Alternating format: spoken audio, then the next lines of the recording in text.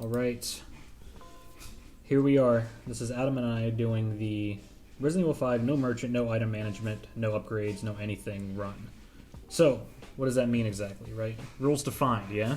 So, that means that anytime we come across this screen here, we can only choose the ready option. We can't organize anything, we can't buy anything, we can't store anything for later, nothing. We kind of just have to run with what we got. We're doing it on veteran, and the reason we're doing veteran instead of professional is because it's not as fun, and also professional is more of just like a run where one hit will kill you, no matter what, unless you're standing right next to someone to be saved, and it wouldn't really make for good content. We aren't using infinite ammo on any weapons, and we won't be able to add items to our inventory like the stun rod and everything, so we don't have to worry about weapons that are already infinite. The rules are only weapons used in the story can be used. Weapons cannot be upgraded. No organizing or buying new weapons. Yep. Just a moment. And infinite ammo is not allowed. Weapons can be exchanged between players, and if a weapon is discarded, it's gone forever. Meaning that if we decide later on that we wish we could go back and pick something up, we can't. We kind of have to live with the choices we make. So, it begins. Here we go.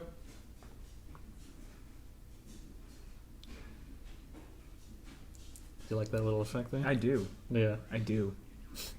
So this is Adam's first time watching it back since we actually filmed the whole thing. In the upper right-hand corner, since there's black space, we're going to put the chapter that we're on, and then in the bottom left-hand corner, we're going to put the weapons that we have, just so you can keep track of it if you care to. It was kind of a weird feeling picking up these M9s, knowing that that's it. Like, that's the only handgun we get. Yeah. The other handguns are, you have to purchase them. You don't find anything else. Yeah, you know, I haven't played this game in a long time, but I just remember how essential upgrading everything was. Yeah. So this is the first encounter, and I counted it earlier, and you can feel free to go back. But we ended up stabbing him over 20 times, and Chris Redfield punched him with an uppercut. And that's what it took. So I was a little disheartened when we first saw that. Here we go. Yeah. So this is Dell starting off the death counter. Yep. That we didn't actually keep track of. Yeah. I'm still kind of remembering how to how to play this. It takes a couple chapters for us to kind of get in our groove, but we did get in a pretty good groove eventually. We did. So, yeah, the game, like, it expects for you to upgrade your weapons after every level, and therefore the enemies get tougher after every level as well. Even these common villagers here, like, they'll slowly get stronger and more powerful and whatnot, because the game, you know, the way you're supposed to play it is you're equipping things like the melee vest and, you know, all this other stuff. So we ended up getting killed twice during the public assembly area, and then we took the easy way out, and we ended up hiding out on the roof where the executioner can't get us. And that was kind of a shock, just because it was so early on, and you know we hadn't even got a chance to do any of the roles yet, and we were already having some difficulty. Yeah. But thankfully, the you know, this next level is a whole lot easier. I think the public assembly it's a really difficult first level for a game, even if you've already played the game. Like we tried running around, pick everything up. We couldn't do that. They just surround you so much, you know. So here we add the M37 shotgun to our inventory, and this gun actually stayed with us for a pretty long time. Yeah. It helped out a lot more than I originally thought that it was going to. So the first Ouroboros boss was cake. I mean, we just kind of lured him around and cooked him. So yeah, like Dell said earlier, at this point in the game, you're not really doing anything. Like, the challenge hasn't really started yet, because everything's pretty much balanced to these weapons at the level that they're at. Our weapons don't really start being a problem until maybe chapter 2.1 or 2.2 or 2.3. As soon as we get to the sewers, it's not doing, or not the sewers, but the swamp. It's not really doing anything. But at least for now, you know, the weapons themselves are fine. Pick up the MP5 here. We do some deliberation. I've always been a shotgun person. The MP5 was another gun that kind of surprised us with how helpful it was. We ended up holding on to that for a while too. Okay, so the dogs, we quickly realized that on Veteran, if you get grabbed by a dog and you have anything less than half health, if you don't immediately knock the dog off, it's like an insta-kill. Yeah, these dogs are a pain. Excuse me. Another thing I really liked about the shotgun, though, is because anywhere in the area for the shotgun, and you're at least going to knock them back. Right. Yeah, even if you're not killing them. You're putting some distance between, you and the bad guy. So, we realize in this next part, as we come up on the bridge, this is where we sort of realize, or it dawns on us that ammo is going to be a huge problem. So, you can just watch our ammo just disappear. Every time we think that we have enough, or that we're sitting pretty good, we run out. And we get just enough to kill the group that we're fighting, and then we get a little bit left, we get a little bit from drops, and then we lose it all immediately after. You can see these guys are just kind of eating the bullets at this point, too. Yeah. And this is still very, very early game. So, we picked up items off of those guys on the bridge, and then immediately we had to fight dogs. So, at any given time, we maybe had a full magazine and a couple of extra shots. It was kind of fun sitting there and like handing a stack of handgun rounds back and forth to, just to make sure that we had at least a full magazine. This part was easier than I thought. If you knock out the back window and not take out the, the lock on the door, you kind of force them to funnel through this window here. So yeah, every time that they're attempting to go through the window, one shot will give an opportunity to at least knock them down. Yeah. That slows them down. Anything to slow them down is just... Mm-hmm. So Dell just impaled a guy. So the melee attacks is something that is... No matter what difficulty you're playing on, the melee attacks are going to be strong. So we kind of use that to our advantage too. If we didn't have to shoot someone, we usually didn't. What threw me off was some of these like impaling is supposed to be a finisher, and at this point in the game, I think we were getting to the point where we were having to impale them twice or double team them or whatever just to get them gone. And I think that has to do with just being on veteran. I mean, yeah, the enemies, they have more health, they deal more damage. It was pretty fun to do, but it's funny to sit here and watch this now because we're recording this after we've already done it, and we don't know what we're in for yet. Looking back, this looks like nothing, but we hit some serious speed bumps doing the run. Yeah, this shotgun here is it's all crowd control. Yeah, I love it. So the chainsaw guy, we didn't end up killing him. We just knocked him down fairly quickly, picked up his key, and then we were on our way. Then there's the quick time event and the beginning of the next chapter. So the dogs again, I mean, they're just all over the place, and there wasn't really a good way to funnel them because they can just run under the carts. Yep. And if you try to lure them back through the door that you came out of originally, they don't go that far. So we didn't really have any option other than to just kind of sit there and throw everything we had at them, which eventually worked. Like I said, that shotgun, though, I love that thing. Yeah. Especially with the dogs. The sniper rifle here too, the bolt action. Oh, that thing was amazing. We ended up looking at what kind of damage output every weapon had, and this is fun. So check this out. I have a full magazine of MP5, and you can just watch the whole thing go away. So as soon as you think you have ammo, or you're like, oh sweet, we're doing okay, it's just gone. Yep. But the sniper rifle here, we ended up carrying this for. Yeah, I guess I'll let you see, but I originally planned on dropping it for the Dragunov, but it's all about conserving ammo and doing the most with what you have. So even though this only holds 6 shots and it's a bolt action, it's a lot more powerful than every single shot of the other rifles you get. So it kind of came down to how much damage can we do on limited ammo. Here's another part that we were really trying to replicate over and over, which was just funneling everybody. Yep. Get these large crowds, you get them in a small area. So I do pick up the Dragunov here, but then I just use the 7 shots that it has, and then I toss it. we do that a few times throughout the campaign, where there's no real what's the word? I mean, you just benefit from finding these weapons, even if you don't plan on using them long term. You can still use them to get a kill, or at least two. This guy, he'd never run over the proximity mines when he wanted to. Yeah, he ended up not being too much of a problem. I think he killed us once, but then we just kind of learned that you can put proximity bombs in a circle, and we kind of just had him follow us around. This level doesn't even pertain at all to the challenge we're doing, because we're using it's like a rail shooter, but we ended up doing it just for the sake of doing the game. Oh, here's the second hardest part in the game. Yes. So we're picking up the rocket launcher here, as a surprise tool for later. But these guys ended up... these guys are so much harder than I thought they were going to be. We tried just boxing it out with them, but they'll do like a back handspring if you knock them down, so you can't stomp on them or impale them. They lunge from a distance. They do. They've got shields. Yep.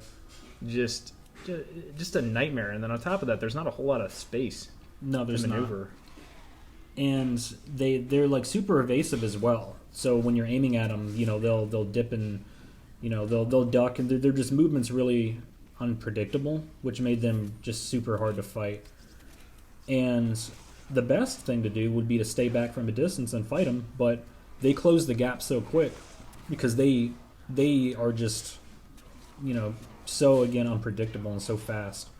So even if we wanted to stay back and fight, we didn't even have the ammo to do that. So it kind of forced us to get right in front of these guys, and that's not a good place to be. So they were definitely a lot harder than I thought they were going to be. But eventually we were able to pick up all the pieces, and then it came to the village part with the giant Magini guys, I guess, or the giant villagers.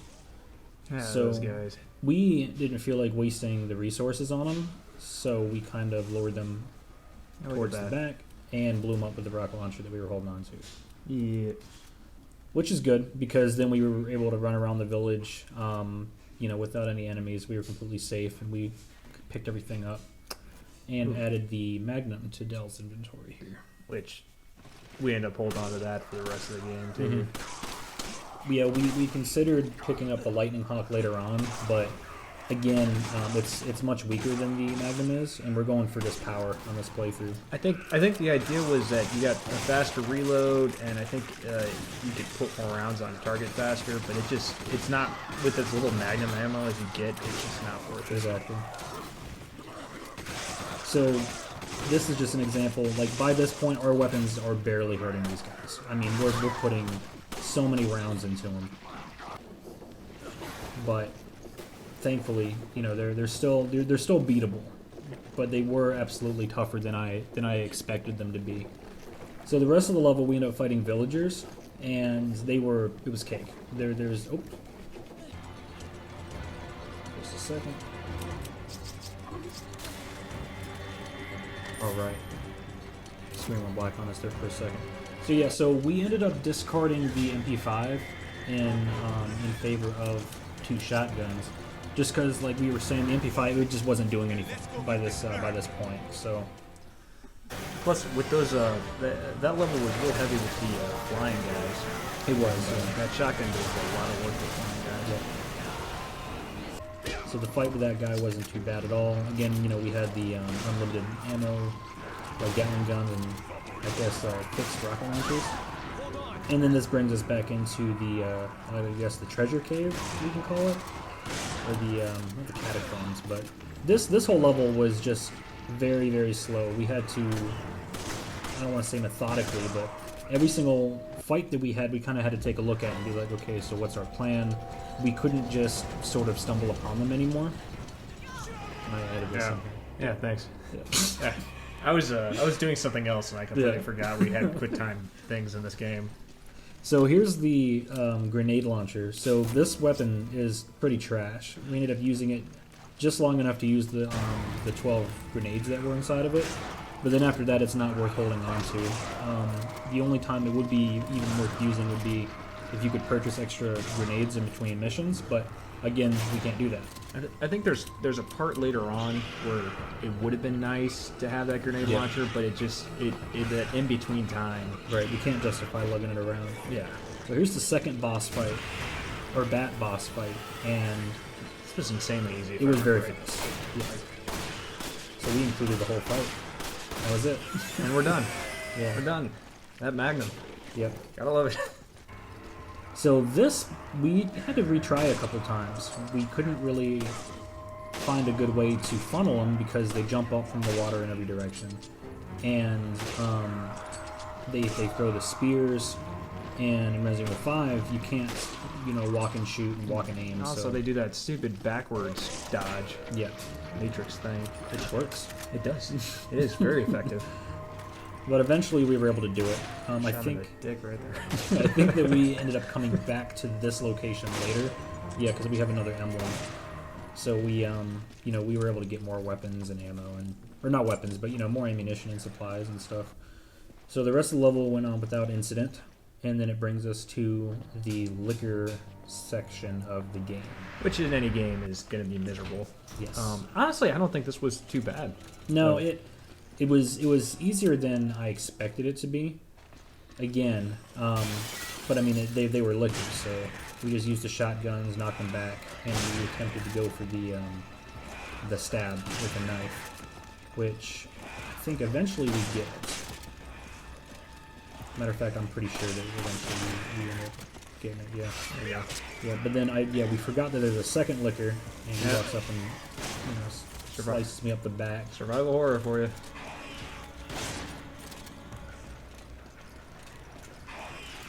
Oh, that sucks. Yep. That was a what we call a rookie mistake right there. Always remember to reload. God, I thought that was like. Damn, he's so tough. I was feeling so good too. I was like chasing him and was like, "Don't hurt my friend," and then ran out of ammo. So here we ditch the M37 shotgun and we take the AK-74. So now I'm back to using a automatic and a rifle, and then Dell is using the only shotgun the team has. So we walked past them the first time that we came through this hall, just because even though the liquors aren't too bad, they're still just bullet sponges, and we don't have any of the time or ammo to be poised on them. So we'll use just what we need to keep them back here, and then as soon as the elevator opens up, we just left them. Yeah. Yeah, and then the elevator makes your grenade disappear. Yeah. Which is great. Yep. That was.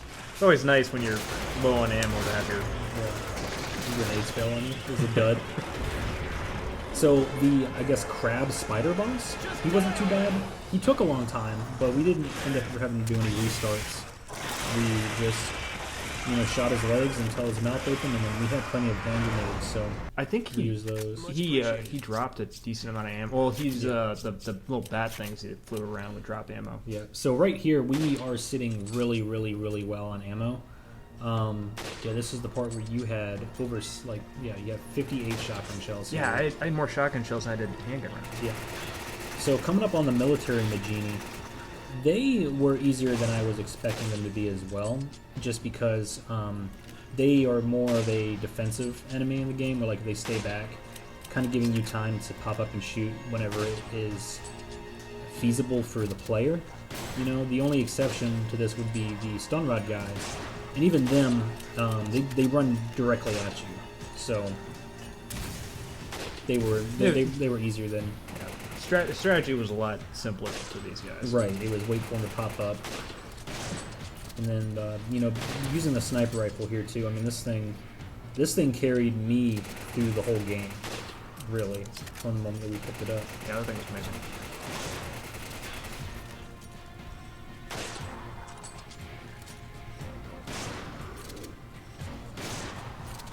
And then we have our California compliant handguns here with our 10 rounds. So the second liquor haul, we were feeling pretty good, so we ended up trying to fight them. But it didn't end up going very well. Oh no! If I remember right, we both got pretty. I think we both ended up dying at the same time. Yep. So then we ended up doing it like the slow way, which I've never done. I've played through this game probably over 30 times, and I normally just fight. Yeah, normally I've done this in other Resident Evil games where you could walk past the liquors. Oh, I ran into them there. Yeah, I think one of us bumped them, so we just kind of got out of there. I never even thought to do that in this game. Yeah. The conveyor belt scene wasn't awful.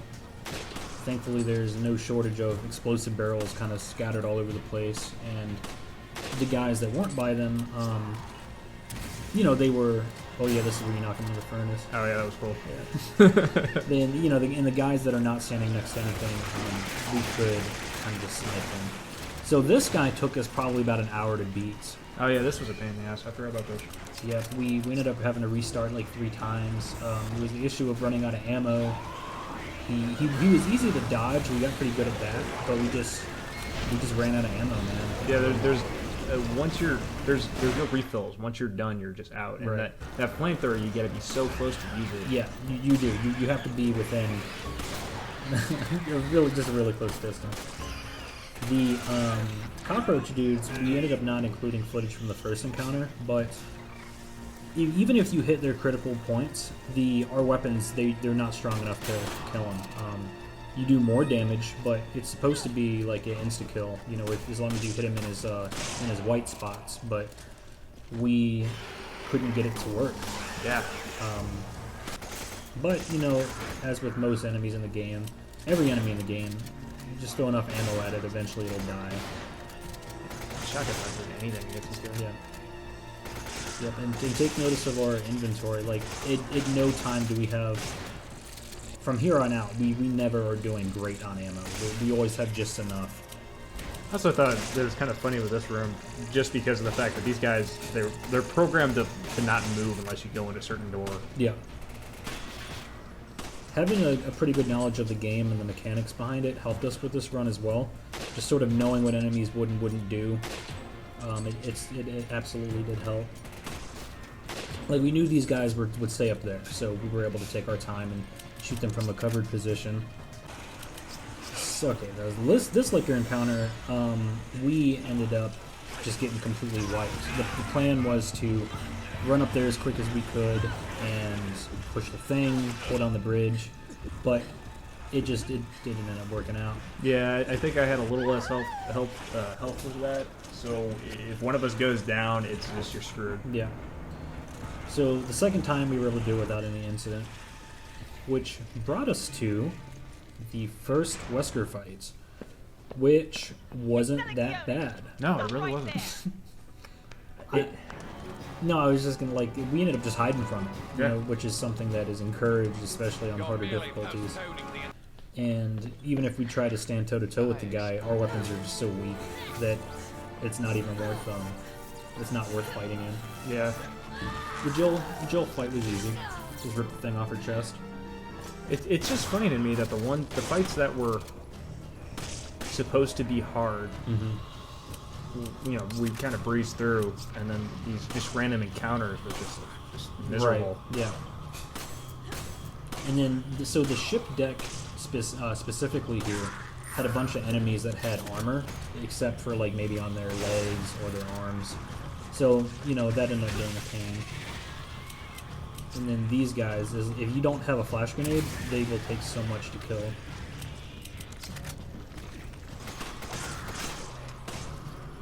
Inside of the ship, as long as we were really, really slow and took our time, we could get past these guys. One thing I did notice about these guys, though, was if they did get a burst on you, they took out a chunk of your health. Yeah. Yeah, so we don't have access to the bulletproof vest, which you're encouraged to buy when playing through the game normally by this point. So their gunfire hurts so much. It takes, I'd say, over half. Yeah. At least a third of it. And then this guy just wouldn't go down. We ended up just beating the hell out of him, and eventually this fight, so the Celegione fight, we got frustrated, and we ended up turning it off and coming back to it because We just kept dying, and it wasn't even a matter of running out of ammo because these little mop squid guys, they drop ammo for you, but you take so much damage, and if the boss gets a hold of you, you're done. We started off trying to go up top, and I think that was our problem. It was too confined up there. Yeah, we didn't have enough room. So the 6-3 room. So this was by far the hardest thing we did in the entire playthrough. So we forgot that you needed key cards, and we ended up just running to the door and couldn't get through. So you have to kill the 2 Gatling gun guys. The issue with this is they follow you anywhere, and they take so much to kill. So going into this fight, we didn't have a lot of ammo. We didn't have any extra healing items. So we were forced to kill the little dudes here. And we have a montage of us just getting killed. Yeah, we were trying everything. We were going online looking for strategies. Yep. Here. We got pretty good at killing. And also, before you can even fight those guys, you have to fight 2 of the cockroach reapers. So we got pretty good at killing them. The magnum does the trick. But even if we kill them, we just still get so swarmed. So. Yep. If it's a mix between the heavy artillery dudes and a bunch of their little minions. Yeah. This is when we finally got it. Eventually, we were able to juke them and get on the Gatling gun, which worked. But anything that you're thinking, I wonder if they tried that. We tried it. Yeah, we tried hit every little thing up. That was so frustrating. Yeah.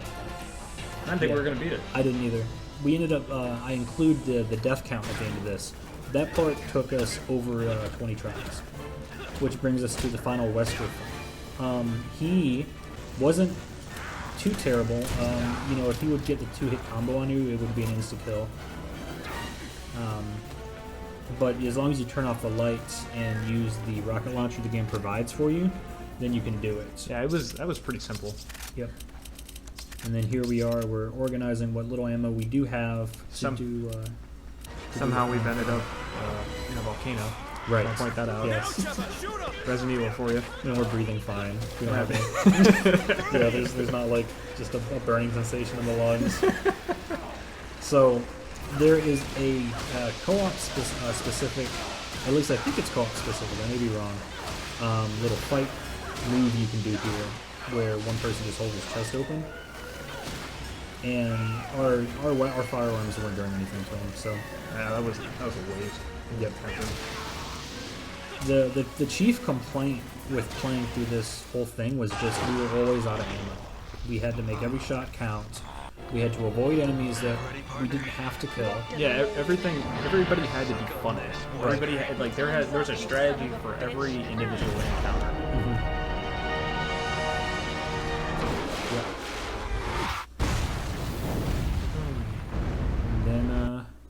And then that's it. We ended up doing it. Yeah. So had a pretty good time with it. There's some extra things here. Yep. So 21 deaths, and we took a break that time too. That's why the times are different. This is what our inventory looked like at the very end of the game, and did it on hard. We recommend it. Yes. We have some notes there. Things that we thought were worth mentioning. Looking back at it, it didn't look awful. Easier than expected liquor fights, military Magini and the Weskers. Harder than expected dogs, tribal Magini, Reapers, the second Eurodor boss, Xella, and the whole 6-3 bulkhead area. Just the entire freaking thing. Yeah, the bulkhead area, we got pretty pissed. We didn't think we kind of thought we screwed ourselves because there's no going back, so we had to fight with what we started the encounter with, and it just wasn't enough. I mean, and especially when you're dealing with guys who, with guns, like, you can't just waste your time trying to pick up loot. Like, they'll just shoot you. Yeah. But that was our playthrough. Hope you guys liked it. Yep. And we will see you later. Bye.